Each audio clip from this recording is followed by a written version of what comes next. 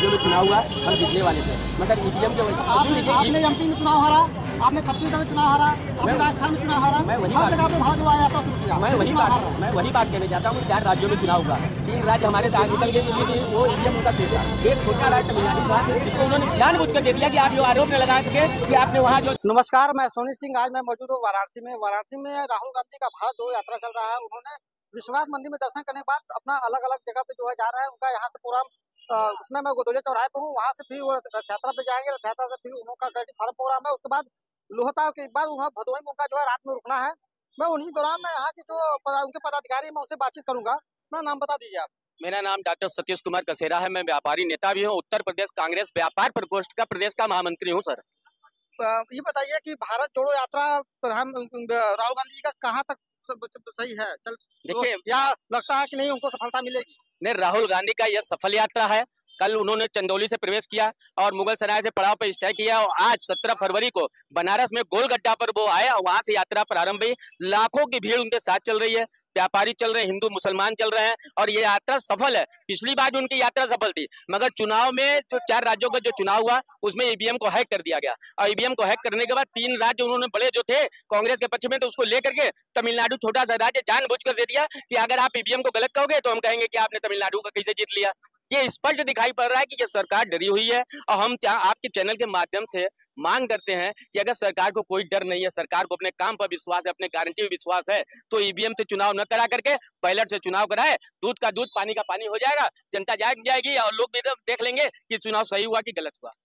केजरीवाल ने कहा कि किसानों की मांग जायज है, किसान अपनी मांगों को जायज रख रहे हैं। क्या आप ये मानते हैं कि उनकी मांग जायज है? जी बिल्कुल, किसानों की मांग जायज है। इसलिए जायज है कि किसान से ही हम लोगों का जीवन पर्यंत चलता है, वही अपना अनाज देते हैं, वही सारा काम करते हैं, और आज अगर वो हड़ताल कर रहे हैं तो देश में महंगाई अपने आप बढ़ जाएगी, क्योंकि ट्रक से सामान नहीं आएगा। कल उन्होंने भारत बंद का आह्वान किया, आप देखिएगा 50% भारत बंद का आह्वान सफल रहा। मैं ये कहना चाहता हूँ कि किसानों के बातों को माननीय मुख्यमंत्री को, अमित शाह जी को, गृह मंत्री को, वित्त मंत्री को बैठ करके सुन करके बनाना चाहिए कि एमएसपी क्या है और वो क्या मांग रहे हैं, इसका निवारण करना चाहिए। जनता की समस्या को हल करने के लिए सरकार है, न कि समस्या पैदा करने के लिए सरकार। राहुल गांधी जहाँ जहाँ भारत जोड़ो यात्रा जिस राज्य में गए वहाँ चुनाव हारे, ऐसा क्यों? जी, ये बात आपने बहुत सही जायज प्रश्न किया।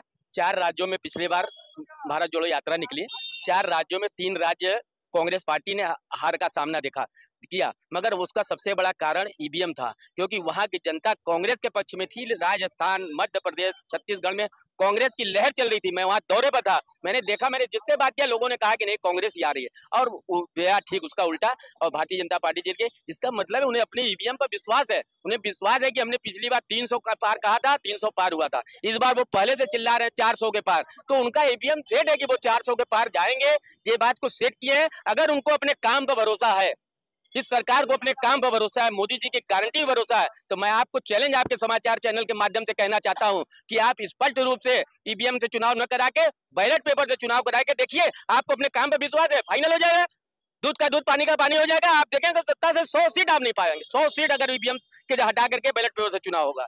आप लोग अब विपक्षी पार्टियों का ये भी दावा रहता है कि भाजपा सरकार ईडी के बलबूते चुनाव जीतती है, ऐसा क्या सच है?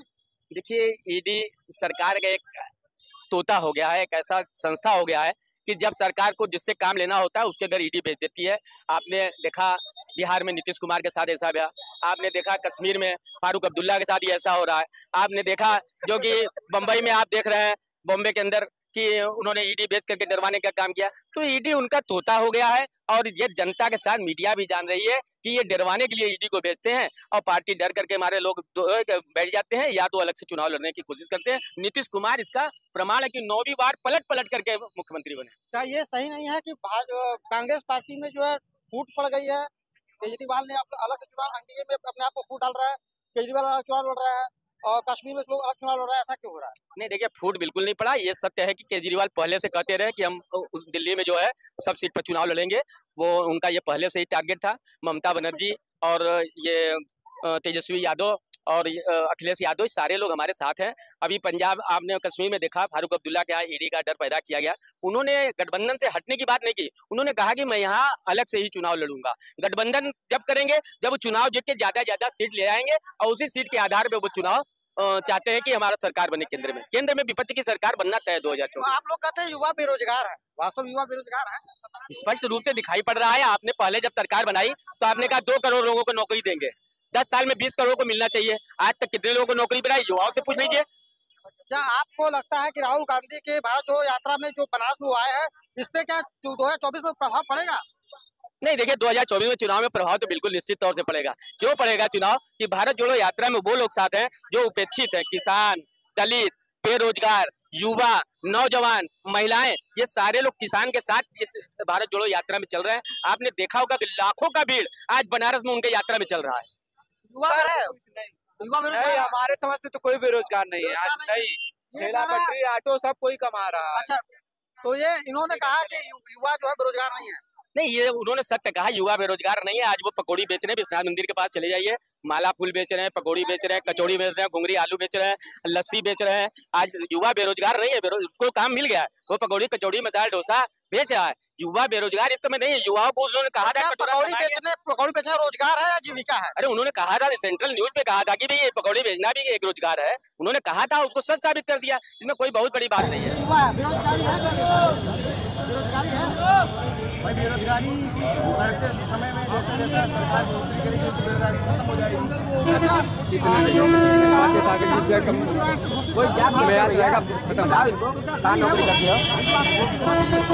होना चाहिए, क्यों नहीं? फायदे हमको बताइए हिंदू राष्ट्र होने के 5 फायदे। कम से कम हिंदुत्व एक 5 फायदे हमको बताइए ना। हिंदू हम ठीक है, हिंदू राष्ट्र होना चाहिए, 5 फायदे बता दीजिए कि इससे हिंदुओं को फायदा है। 5 फायदा फायदा ही फायदा है, बताइए ना 5 फायदा।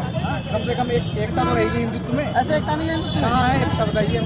ये हिंदुत्व में एकता नहीं है, मतलब कहाँ पे है? अरे ये भ्रम में जी रहे हैं। मतलब ये भाई साहब ने इन्हें मैंने पूछा कि 5 फायदा बताइए हिंदू राष्ट्र घोषित होने के, तो उन्होंने फायदा तो नहीं बता पा रहे, लेकिन कह रहा है हिंदू में एकता नहीं है। हिंदू में एकता नहीं है क्या? नहीं है, केवल लोगों को लड़ाने का हिसाब चल रहा है। हिंदू में एकता है नहीं है? हिंदू में एकता हमेशा रहा है, हमेशा रहेगा। तो इन्होंने कहा हिंदू में एकता नहीं है। वो उनका सोच अलग है, उनका विचार अलग है। हिंदू राष्ट्र घोषित होना चाहिए भारत। जरूर क्यों नहीं होना चाहिए? कोई हिंदू 5 फायदा बताइए भैया, 5 फायदा बता रहा है। अरे एक फायदा नहीं समाज की भारत है। ये केवल हिंदू का नहीं है, मुस्लिम का नहीं है, ईसाई का नहीं, यह सिख का नहीं है। सर्व समाज, सर्व धर्म का हिंदुस्तान है। लेकिन आज राहुल गांधी का जो यात्रा गया बहुत ज्यादा भीड़ था, बहुत ही भीड़ था। ये सबको रोजी रोटी चाहिए, मंदिर से किसी का पेट नहीं भरता है। सबका रोजी, सबका रोजगार रहेगा, तब हम हिंदू हैं, तब वो कहेंगे कि हम भारतीय हैं। जैसे मैंने पूछा हिंदू राष्ट्र के 5 फायदे बताए, तो उन्होंने चुपचाप अपना पैदल निकलना ही अपने आप को भलाई समझा, क्योंकि उनको पता नहीं है कि हिंदू राष्ट्र घोषित होने के 5 फायदे क्या है। लेकिन कोई फायदा नहीं भैया। राम मंदिर जब बना था, राम बना है, उनको लाके वो गाना गाए थे, याद है आपको? है गाना? नहीं है यार, वो फालतू जुमले में मत जाओ। राम हमारे दिल में है। राम ने हमको पैदा किया है, हमने राम को नहीं पैदा किया है। हम समाज के अंदर में हैं, समाज को लेकर के चलेंगे, उससे हमारा विकास होगा। समाज को बिटर बिटर करके विकास नहीं होगा। ये चाचा थे, उन्होंने कहा समाज को तितर बितर करके विकास नहीं होगा, समाज को एकता में रखेंगे तभी हमारा विकास होगा। बिल्कुल। लेकिन राहुल गांधी जाते कितनी भीड़ थी? राहुल गांधी जी आएंगे, भीड़ तो रहेगी ही रहेगी। मीडिया वाले उसको दबाव में है, उसको दिखा नहीं सकते हैं। दबाव में है, मीडिया वाले भरपूर दबाव में है। भारत भारी भरकम दौरा बन जा रही है। मीडिया दबाव में न रहती तो आगे राहुल गांधी की यात्रा रोज दिखाई पड़ता है। कहीं किसी टीवी में राहुल गांधी की यात्रा को दिखाया जा रहा है। आप देखिए कि राहुल गांधी की यात्रा को जरा सा नहीं दिखाते, और छोटा सा कोई घटना होता है दिन भर ब्रेकिंग न्यूज चलता है, दिन भर ब्रेकिंग न्यूज चलता है। राहुल गांधी इतना बड़ा भारत जोड़ो यात्रा कर रहा है, कोई ब्रेकिंग न्यूज कहीं भी आप दिखा दीजिए, मीडिया दिखा नहीं रही है। अब मीडिया दबाव में अगर मीडिया दिखा देगी तो रवीश कुमार की तरह उसको या तो बंद कर दिया जाएगा या निकाल दिया जाएगा।